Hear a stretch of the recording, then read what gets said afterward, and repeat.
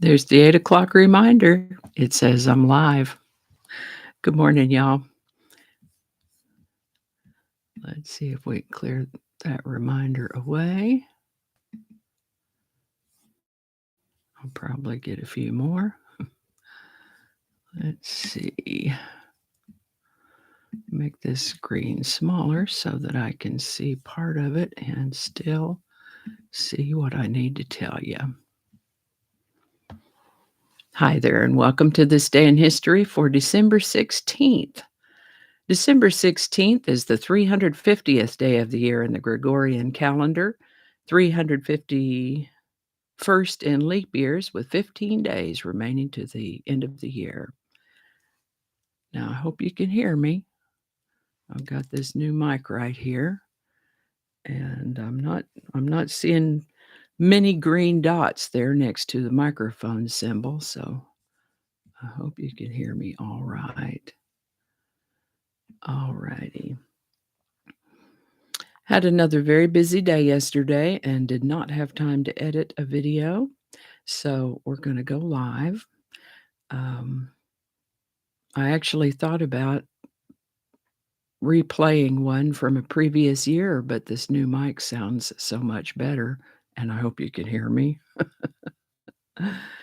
So I thought we'd try going live with the new mic. All righty. We'll begin as usual with a word, and today that word is putative. Putative is an adjective that means generally believed, supposed, or assumed to be something or some way. Putative is nearly always used before a noun, as in, he challenged her putative allegiance to the cause, or the putative reason for their dismissal was poor job performance. The origin of the word putative is Middle English, Latin before that. First known use of the word putative is in the 1400s. Putative. All righty. And with that, we'll start with the birthday of Catherine of Aragon, born December 16th, 1485. She was a Spanish princess betrothed to Prince Arthur of Wales in order to forge an alliance between Spain and England against France.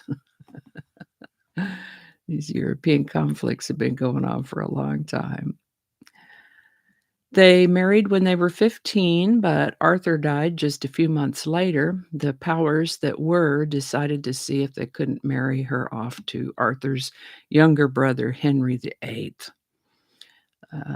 Henry VIII turned out to be not the nicest person in the world, but she did become the first wife of Henry VIII.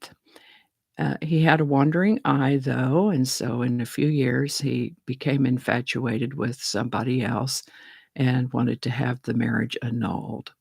Lucky for her, she was willing to be banished rather than executed. So Catherine of Aragon did live to the age of 50. In 1486, the King of Portugal sent an expedition to sail around the southern tip of Africa in hopes of finding a trade route to India instead of the lengthy and difficult overland routes. That task initially fell to a man named Bartolomeu Diaz, who set out on this trip in 1847. Is that right? No, that must be a typo because we're talking about the 1400s here. Must be 1487. Yes, set out on this trip in 1487. He and his crew sailed south along the west coast of Africa.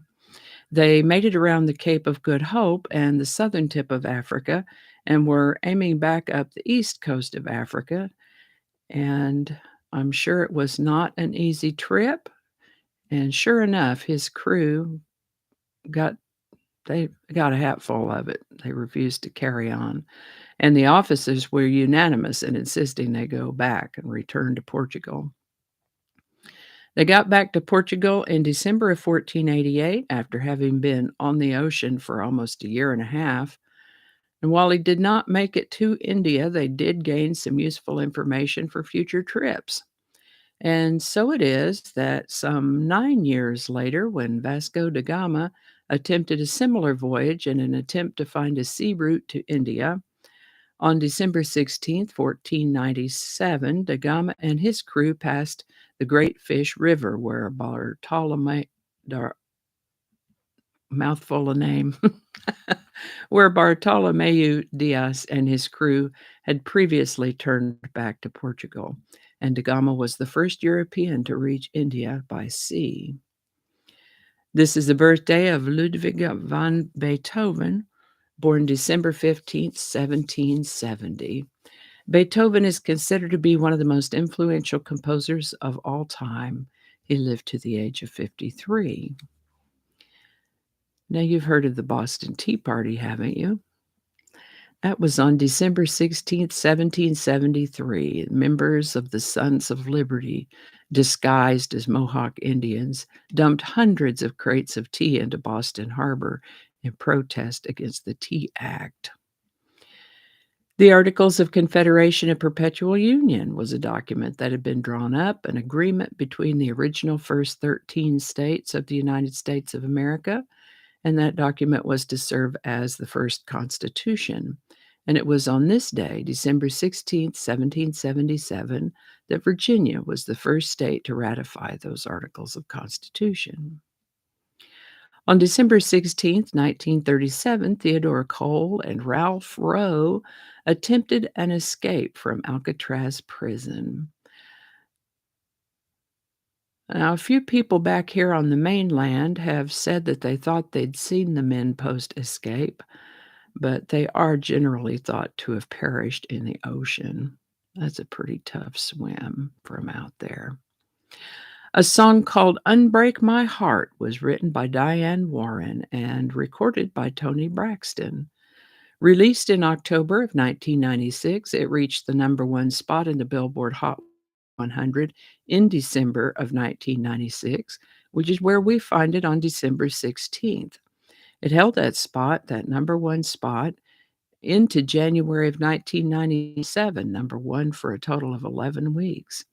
Unbreak My Heart by Tony Braxton, our #1 song for December 16th, 1996. And I think that's going to do it for us today. Thank you so much for watching. Check out the description for links and let me know if you have any questions. And have a wonderful day. See you next time. Now we will look for the thank you very much button. Thank you very much.